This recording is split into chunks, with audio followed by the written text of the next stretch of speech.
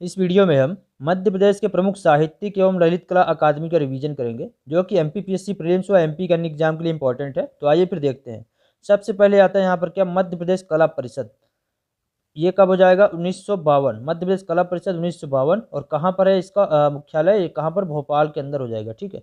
तो मध्य प्रदेश, इनको हम याद कैसे रखेंगे? तो यहाँ पर हम याद रखने के लिए इसको हम ऐसे समझ लेंगे। सबसे पहले क्या आता है यहाँ पर? मध्य प्रदेश कला परिषद। दूसरे नंबर पर क्या है? साहित्य। और तीसरे नंबर पर क्या है? पुरातत्व एवं अभिलेखागार, है ना। तो इनको हम सीरियल से याद करेंगे, कला, साहित्य और पुरातत्व। इनका सन कैसे याद रखेंगे? 1952, 54, 56। यानी कि इसमें हम देख रहे हैं 52 के बाद 53 में क्या है? कोई यहाँ पर संस्था नहीं। 54 में आया, फिर 55 में कोई संस्था नहीं, फिर 56 में आता है ना। यानी कि हम यहाँ पर देख रहे हैं एक एक साल का क्या है, यहाँ पर ब्रेक है। एक एक साल का यहाँ पर गैप आ रहा है।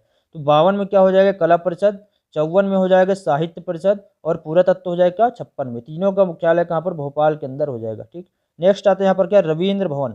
रविंद्र भवन कब हो जाएगा? 1962 में।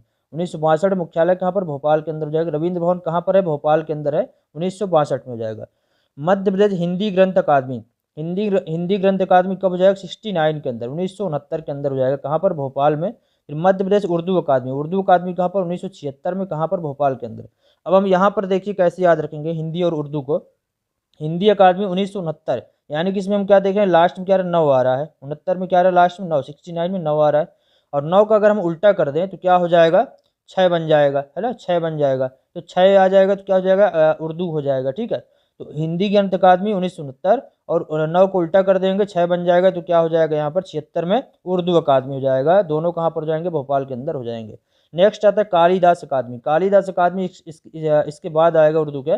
कब हो जाएगा? 77 के अंदर हो जाएगा। 77 में इसकी स्थापना होती है। और कहाँ पर हो जाएगा? उज्जैन के अंदर जो है कालिदास अकादमी हो जाएगी। अब यहाँ पर हम जितनी भी साहित्यिक एवं ललित कला अकादमी देख रहे हैं, इन सब का मुख्यालय भोपाल में हमको देखने को मिलेगा।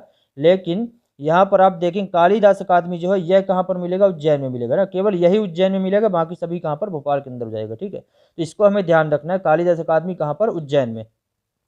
नेक्स्ट आता है फिर यहाँ पर उस्ताद अलाउद्दीन खां संगीत अकादमी। ये कब हो जाएगा? 79 के अंदर हो जाएगा, 1979 के अंदर हो जाएगा। कहाँ पर हो जाएगा? भोपाल के अंदर जो है इसका मुख्यालय हो जाएगा, भोपाल के अंदर हो जाएगी। फिर यहाँ पर आता है आगे मध्य प्रदेश आदिवासी लोक कला परिषद। आदिवासी लोक कला परिषद 1980, और ये कहाँ पर हो जाएगा? भोपाल के अंदर ये भी है। ठीक है, भोपाल में हो जाएगा 1980 में, भोपाल के अंदर। फिर नेक्स्ट है भारत भवन। भारत भवन कई बार एग्जाम के अंदर पूछा गया है। 1982, भारत भवन 1982 कहाँ पर है? भोपाल में हो जाएगा। ठीक है, 1982 भोपाल। मध्य प्रदेश सिंधी अकादमी। सिंधी अकादमी कब हो जाएगा? सिंधी अकादमी हो जाएगा 1983 के अंदर, 83। तो कहाँ पर है? भोपाल में हो जाएगा। नेक्स्ट आता है फिर यहाँ पर अल्लामा इकबाल अदबी अकादमी। अल्लामा इकबाल अदबी अकादमी कहाँ पर हो जाएगा? ये भोपाल में ये भी हो जाएगा। और कब इसकी स्थापना होती है? 1984 के अंदर इसकी स्थापना हो जाती है। मध्य प्रदेश संस्कृत अकादमी। संस्कृत अकादमी 1985 के अंदर हो जाएगा।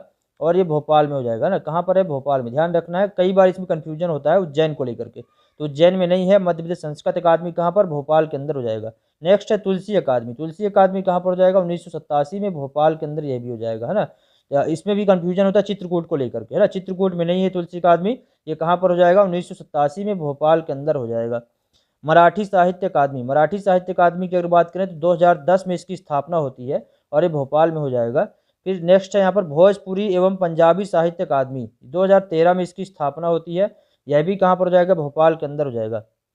अब कुछ महत्वपूर्ण बिंदु हैं, वो हमें ध्यान रखना है इनसे संबंधित। तो पहला यहाँ पर क्या, भारत भवन देख लेते हैं। भारत भवन के बारे में इंपॉर्टेंट ये है, इसकी स्थापना जो हुई थी किस एक एक्ट के अंतर्गत हुई थी, यानी अधिनियम के अंतर्गत होती है।